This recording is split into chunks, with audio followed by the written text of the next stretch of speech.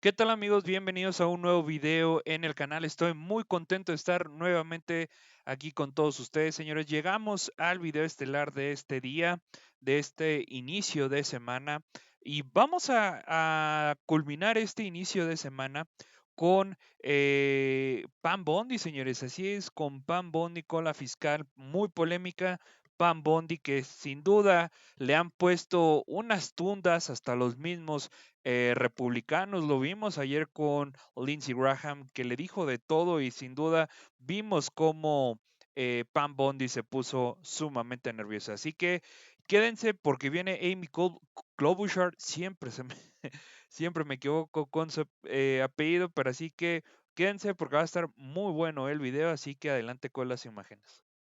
Recognized. Thank you. Attorney General Bondi, good morning. I'm going to start on a different subject. Good morning. On behalf of families in my state. And I wanted to thank the FBI and the local justice officials in Minnesota, the U.S. Attorney's Office, for the work that they did catching the murder, in the horrific murder of my friend, Speaker Melissa Hortman, and her husband, and the shooting of Senator John Hoffman. Just last month, my state was again shaken to its core when a mass shooter attacked Annunciation Catholic Church in Minnesota, shooting through the stained glass windows, injuring 21 people, including 18 kids, killing little Fletcher, little Harper, an 8 and a 10-year-old, murdering them when they're in mass praying, 12-year-olds protecting 8-year-olds. I know we've spoken about these tragedies, and we both agree that this kind of violence, whether in Minnesota or at a Mormon church in Michigan or the assassination of Charlie Kirk, has no place in our politics or in our democracy. In 2018, after the Parkland shooting, you were Attorney General, and there was a bill called the Marjorie Stoneman Douglas High School Public Safety Act. And the bill banned bump stocks, enacted red flag laws, and raised the minimum age to purchase a firearm in Florida from 18 to 21. And you actually defended the law in court from a challenge from the NRA. And we know that I'm in favor of an assault weapon ban, period. I look at these bills and I think, does this hurt my Uncle Dick in the deer stand? We have a proud tradition of hunting in Minnesota. I don't think they do. But as I talked to Director Patel, and he told me in the chair you are sitting in right now, that assault weapon bans could prevent future attacks. I talked to him about better background checks, about red flag laws, and then that perhaps we could find common ground on what actually happened in Florida, which would be to at least change the minimum age for purchasing assault weapon, because we've got 18 to 20-year-olds commit gun homicides at over triple the rate of adults 21 years and over, even though that wouldn't helped in Annunciation Church because he was a few years older. She was a few years older. But as you know, the shooter at Parkland was 19 years old, and the shooters in Buffalo and Uvalde were both 18 years old. So given your efforts in Florida, do you agree that at least raising the age for purchasing assault weapons could reduce the number of these shootings? Senator, first, that's pending litigation, and I can't discuss that at all. The 21 is pending litigation. I cannot discuss in that. Florida? But if I could go back I really the didn't know 21 this. age is pending litigation. I can't discuss that. But Senator, back to what you said about what happened in Minnesota, there is no place for that. And I believe I spoke to you after that horrific, those murders. And I'm so sorry that happened. And all of my federal agencies were partnering with state agencies, working hand in hand in Minnesota. What I can tell you about the Second Amendment is this is the most pro-Second Amendment DOJ in American history, as you know. But we want to keep guns, as you said, where they should be, in the hands of law-abiding American citizens, while keeping them out of the hands of criminals and gangs. Since January 20th, the ATF and FBI have seized more than 30,000 illegal guns. I have 10 minutes 30,000. You have Senator given these Klobuchar. statistics, and I truly appreciate those statistics. But what I was just trying to get at was something where maybe we could find common ground on a bill that you actually defended in court in a state, which Director Patel seemed open to, and that was looking at could we at least raise the age to 21 of the purchase of an assault weapon federally while states look at banning these weapons overall, given these little babies that this gun is used to kill. So we can talk about it later, but that was my question, and you don't want to answer it. No, it's pending litigation, Senator. Okay, but your views on this is not pending litigation. So I want to get to the independence of the Justice Department. At your nomination hearing, I specifically asked you to provide assurance to every member of this committee that the Justice Department will only follow the facts and the law, and the White House will play no role in the cases investigated or brought. You stated in response, this was you, politics will not play a part in my decisions. And you also said the Justice Department must be independent and must act independently. Do you believe that you have upheld that commitment? I absolutely have upheld that commitment, Senator. I pledged that I would end the weaponization also of the Justice Department, and that America would once again have a one-tier system of justice for all. And that is what we are doing in this country. We saw this with the president directing an investigation prosecution of Chris Krebs, the former head of cybersecurity, Lisa Cook, who is a current governor of the Federal Reserve, Director Comey. And the president, and I know you have said that you will not discuss discussions you've had with the president about Comey. Is that correct?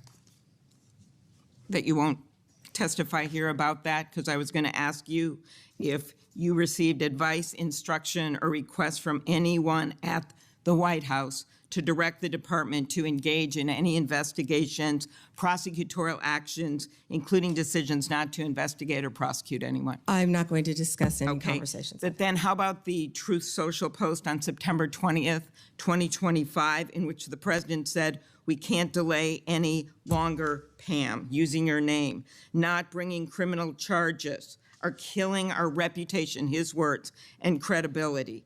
And then goes on to tell you to prosecute a member of this committee, to prosecute the Attorney General of New York, and to prosecute James Comey.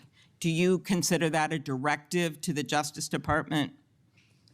Senator Klobuchar, President Trump is the most transparent president in American history, and I don't think he said anything that he hasn't said for years. Okay, it has been reported that you initially pushed back against requests by senior Trump administration officials to push out or fire the acting U.S. Attorney in Virginia, Eric Siebert, who's a conservative Republican, who made the decision that that the evidence was not there to prosecute Comey.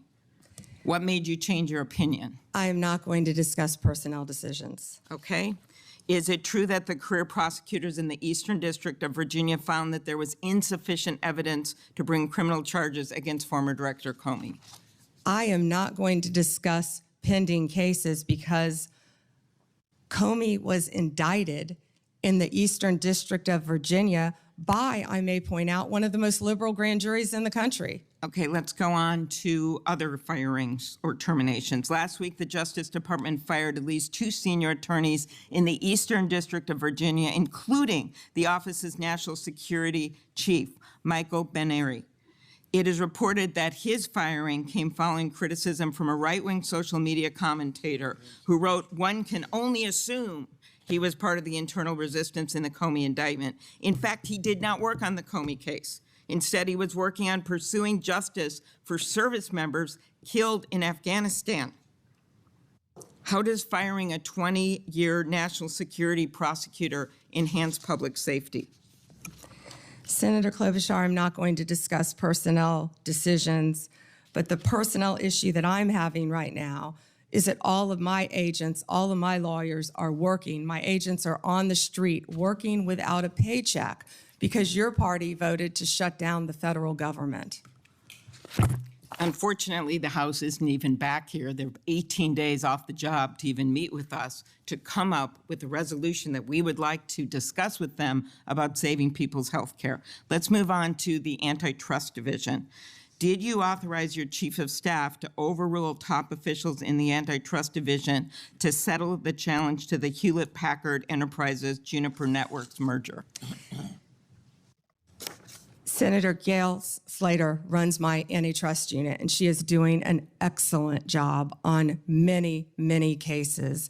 As you know, that is a pending case. Okay. In any merger, just to clarify, in any merger, Senator, there is a deal struck with our office and with the corporations involved, but then that also goes to a court to certify in any merger. In any merger, it's a multi-step process. Okay, I and will that ask some process further is still pending, questions Senator about Klobuchar. antitrust. I just had one other thing. DOJ can now take the extraordinary step of subpoenaing expired. journalists. Has the Justice Department issued any subpoenas to journalists under the updated guidance?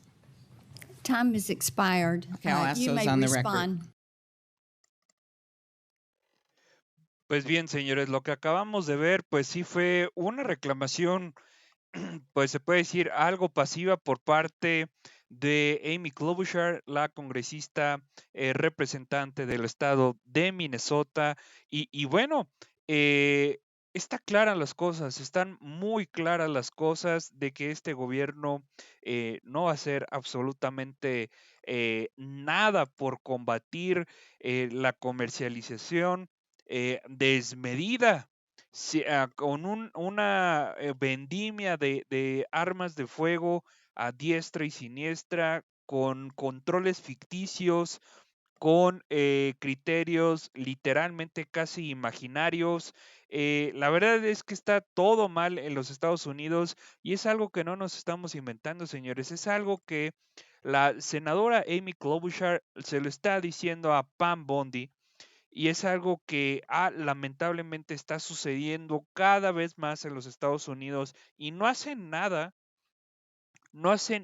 absolutamente nada, para que esta comercialización, perdonen, de las armas se detenga, mucho menos se prohíba. O sea, la verdad es que es un pretexto total, vil y mísero que diga Pam Bondi que tiene que estar, digamos, las armas de los estadounidenses en las manos correctas, pero si esas manos correctas llega de un arranque de ira, ¿ahora qué van a decir?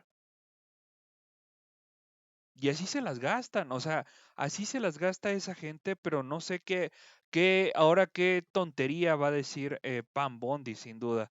Pero las personas sin vida ahí están, atacaron una iglesia católica, la verdad es sumamente eh, repugnante que haya personas que quieran dividir de manera religiosa a la sociedad y estén pasando este tipo de cosas, ¿saben?